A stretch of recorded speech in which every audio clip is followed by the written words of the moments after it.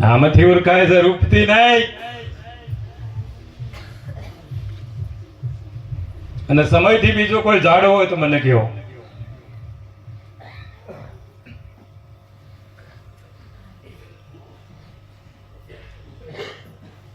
આ પૃથ્વી જ્ઞાનની, આ પૃથ્વી ઉપર ગુરુ હોય જ્ઞાનની ચાલે.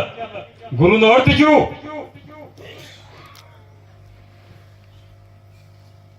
ગુરુ એટલે ધરોખડી ના હોતા. અત્યારે ધરોખડી હોતું છે ગુરુ. તમારો ને મારો ને સર્વ જગતનો એક ગુરુ, પણ એ ગુરુ કોણ? એની ઓળખાણ કરાવે, એનું નામ સતગુરુને ઓળખી જાય તો મય મળી જાય સદગુરુ.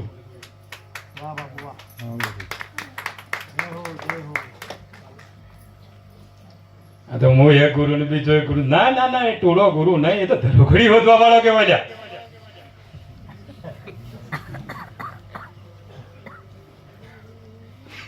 ગુરુ બિના જ્ઞાન ન ઉપજે, ગુરુ બિના ન મળે ભેદ, ગુરુ બિના સંશય ન વટરે, ભલે ને વાંચો ચારે હોય.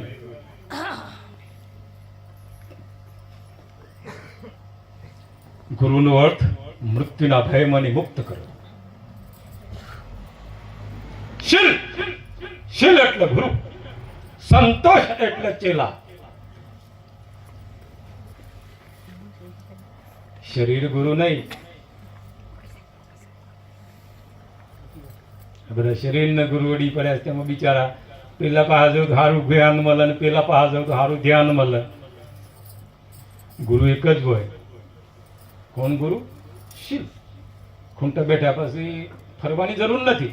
ઘોડો ઘોડો તમારે નોમ ના મળી જાય ને સતગુરુ, એને હૈરો બદલવાની કોઈ જરૂર નથી. એ તો એની કૃપાથી જ પેલું મળે. મૃત્યુના ભયમાંથી મુક્ત કરે એનું નામ સદગુરુ. જ્યાં સુધી તમને મૃત્યુનો ભય થતો સુધી તમે નક્કી શકે તમે ગુરુને પ્રાપ્ત કરી શક્યા નથી. ગુરુ નામ એક બળ.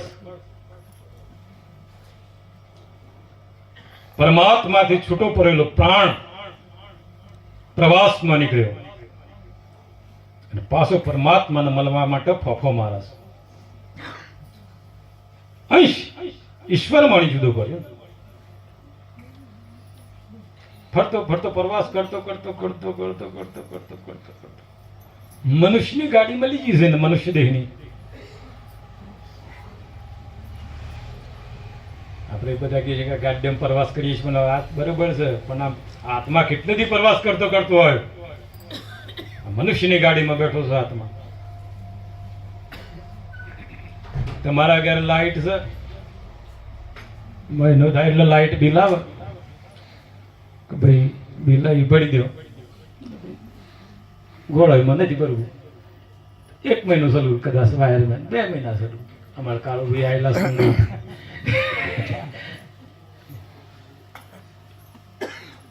2 મહિના કદાચ ના બને, પછી 3જા મહિના પછી કાપવું પડે, નોટિસ આવે.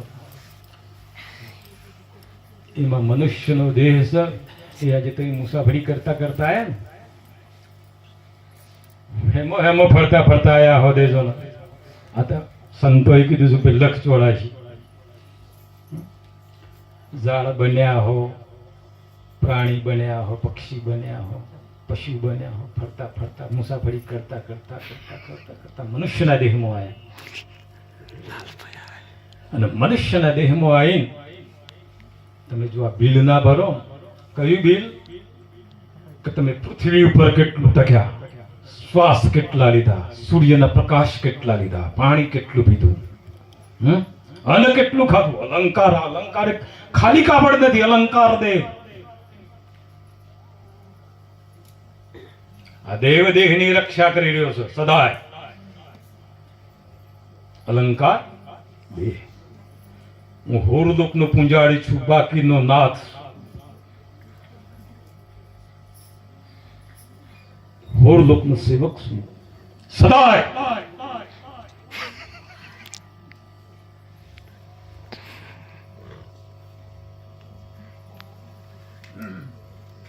પૃથ્વી જ્ઞાનની દુખી. મહાભારતમાં કીધું, ગીતામાં, અર્જુન અણુ અણુમાં હું છું તો એ જીવતી જ છે ને કેવા મારેલી છે. ગુરુઓ કેવા જોવું છે? શાસ્ત્ર કહે છે કે અણુ અણુમાં હું છું, હું નથી કહેતો.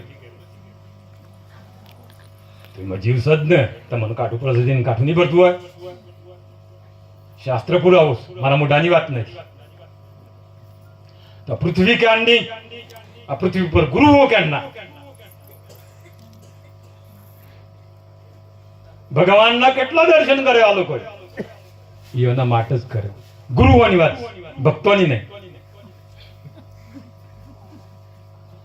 તો સાલા તમને ભગવાન મળ્યા ને બધી રીતે તમે તૈયાર હતા, તો જે થવું થાય તો એ ભગવાન પાસે એટલું ના માગીએ કે હે ભગવાન આ પૃથ્વીને મુક્તિ આપી દે, મોક્ષ આપી દે મારા વાલા. ભગવાનને પાછી બનાવી તો બનાવત, પણ એક ઇતિહાસ તો બનતો. પણ એટલે કોઈ ગુરુ લાયક છે જ નહીં યુગની અંદર. અને છે તો ગુપ્ત બેહડ્યા છે મારા ગુરુ જેવા. મારા ગુરુની મારા ગામમાં પરીક્ષા થયેલી, નવાઈની વાત નથી. શામળનાથ બાવજીની ગામમાં જ પરીક્ષા થયેલી નહીં. 90 વર્ષ નીકળે ને જેનો વાર ઘોડામાં બે અહીં ગામમાં ફરવું હોય એની પરીક્ષા કરો ને પછી વાર ગોળું ફેવડો.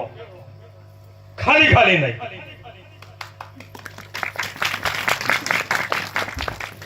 લાકડાનો ડગલો કરો ની બાવો નાખો અને સોબા દેવતા પછી જાય ને આપણે બધા થઈને ફેવડીએ.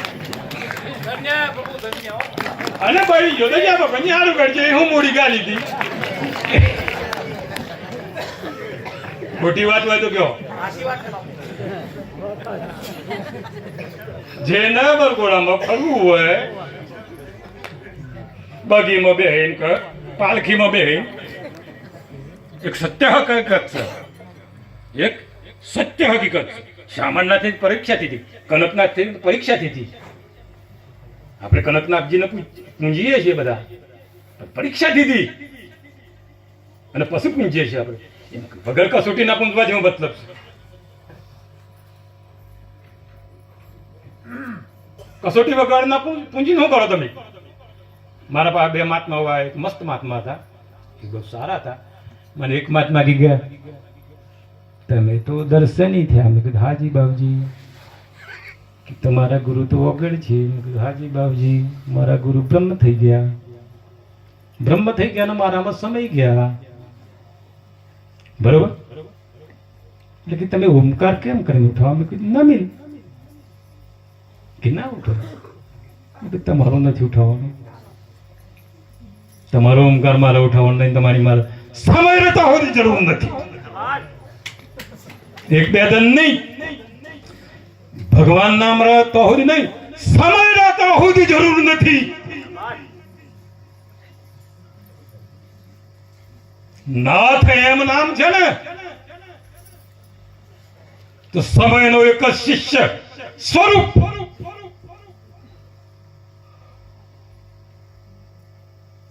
બીજો એનો શિષ્ય બની શકે જ નથી.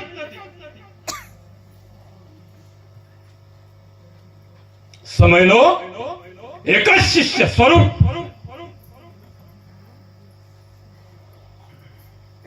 સદગુરુ દેવ કી જય. હર સાધુ તારો